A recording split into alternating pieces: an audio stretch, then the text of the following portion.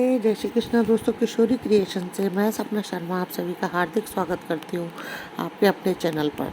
दोस्तों, भगवान भोलेनाथ को प्रसन्न करने के लिए त्रयोदशी यानी प्रदोष का व्रत किया जाता है। यह व्रत जो है बहुत ही फलदायी होता है। बहुत सारे लोग इस व्रत को करना भी बहुत चाहते हैं, पर उनको एक कन्फ्यूजन रहता है कि इस व्रत को कब शुरू करें, व्रत को किस महीने में करें, किस पक्ष में करें, किस प्रदोष से शुरू करें, इसका पूर्ण फल हमें मिल सके, जिससे हम इसके नियमों का पूरी तरीके से पालन कर सकें।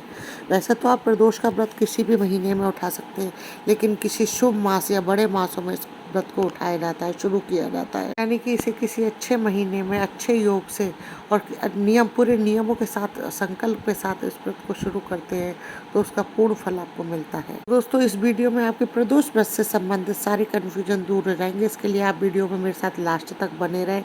अगर आपने अभी तक मेरे चैनल को सब्सक्राइब नहीं किया है तो उसे सब्सक्राइब कर लें, पास ही बेल आइकन को दबाएं ताकि आने वाले हर नई वीडियो का नोटिफिकेशन आपको मिल जाए, और मेरी वीडियो को जो अपने फैमिली फ्रेंड में ज़्यादा से ज़्यादा शेयर भी करें।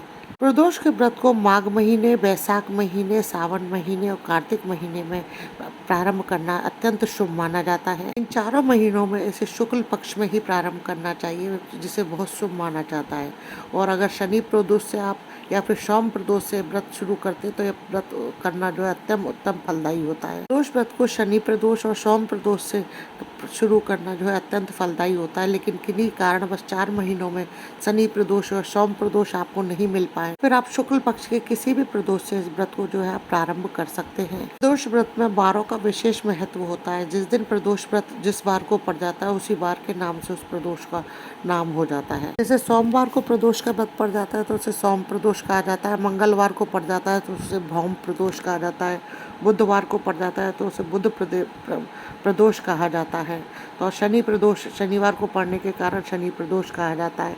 तो ऐसे ही अन्य नामों के बारों के साथ में उसका नाम संबोधन लिया जाता है। प्रदोष का व्रत जो है दोनों महीने, एक महीने के दोनों पक्ष, शुक्ल पक्ष और कृष्ण पक्ष दोनों में आता है। यानी महीने में 2 प्रदोष व्रत आते हैं। प्रदोष का व्रत जो है त्रयोदशी तिथि को रखा जाता है। प्रदोष व्रत का नियम है कि प्रदोष जो है त्रयोदशी तिथि में ही रखना चाहिए। त्रयोदशी तिथि अगर हमें संध्या काल में प्राप्त होती है, ही त्रयोदशी तिथि जो है उदय काल में ना हो, सुबह के समय नहीं हो। अगर संध्या काल में त्रयोदशी तिथि प्राप्त हो रही है तो प्रदोष का व्रत जो है संध्या काल में ही किया जाएगा। तो प्रदोष व्रत में पूजा भी जो है संध्या काल में ही की जाती है। भले ही दिन भर में हमें त्रयोदशी तिथि मिले चाहे नहीं मिले, अगर संध्या काल में मिल रही है तो उसी दिन जो है प्रदोष का व्रत किया जाएगा। प्रदोष के व्रत में सुबह के समय तो माता गौरा और भोलेनाथ की पूजा का विशेष महत्व है ही है, पर प्रदोष की मेन पूजा जो है संध्या काल की पूजा मानी गई है। प्रदोष की पूजा जो है साय काल में ही विशेष पूजा मानी जाती है।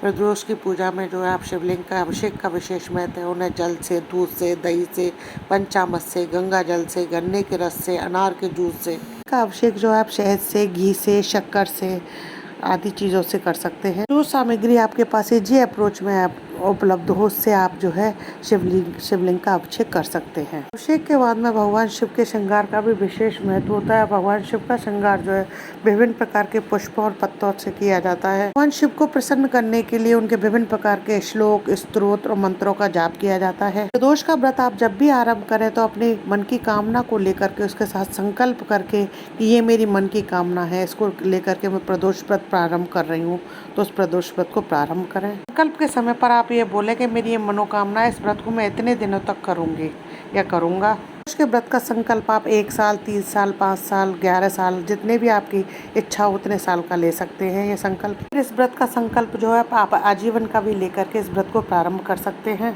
इतना ध्यान करें, जो भी आप संकल्प लें वो सोच समझ करके करें, क्योंकि इस व्रत को बीच में खंडित नहीं किया जाता है, क्योंकि फिर इसका परिणाम जो है हमारे मनोरूप प्राप्त नहीं होता है। इसलिए जो भी संकल्प लें आप सोच समझ कर संकल्प लें। तो आपका संकल्प पूरा हो जाए तो आप अपने इस प्रदोष व्रत का जो है उद्यापन कर दें। उद्यापन पूर्ण होने के बाद अगर आपका पुनः इस व्रत को प्रारंभ करने का मन करे तो आप पुनः इस व्रत को प्रारंभ कर सकते हैं। उस व्रत के नियम जो है बहुत ही सहज सरल हैं। जैसे कि जिस दिन आप व्रत करते हैं तो 12 घंटे का आप व्रत कर सकते हैं, सुबह से लेकर शाम तक का।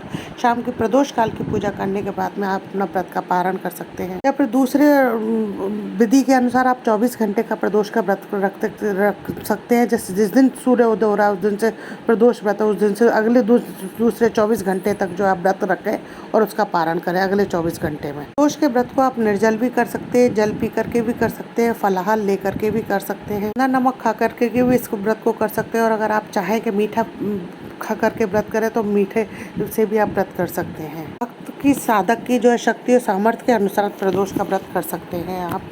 से आपकी सामर्थ्य हो, आपका मन कर रहा हो, उसकी सुविधा के अनुसार आप जो है इस प्रदोष व्रत को कर सकते हैं। प्रदोष व्रत जो है सर्व कामना पूर्ति वाला व्रत माना गया है। आप किसी भी मनोकामना को लेकर के प्रदोष का व्रत जो है प्रारंभ कर सकते हैं। आप या फिर जो है भगवान भोलेनाथ और माता पार्वती की भक्ति प्राप्त करने के लिए, उनकी शरणागति प्राप्त करने के लिए भी व्रत कर सकते हैं। तो आशा करती हूँ ये वीडियो आप लोगों के लिए बहुत उपयोगी हुआ होगा। यदि वीडियो अच्छा लगे लाइक शेयर करें, चैनल को सब्सक्राइब करें। हिंदू धर्म रीति रिवाज कथा कहानी जानने के लिए चैनल पर बने रहने के लिए बहुत बहुत धन्यवाद।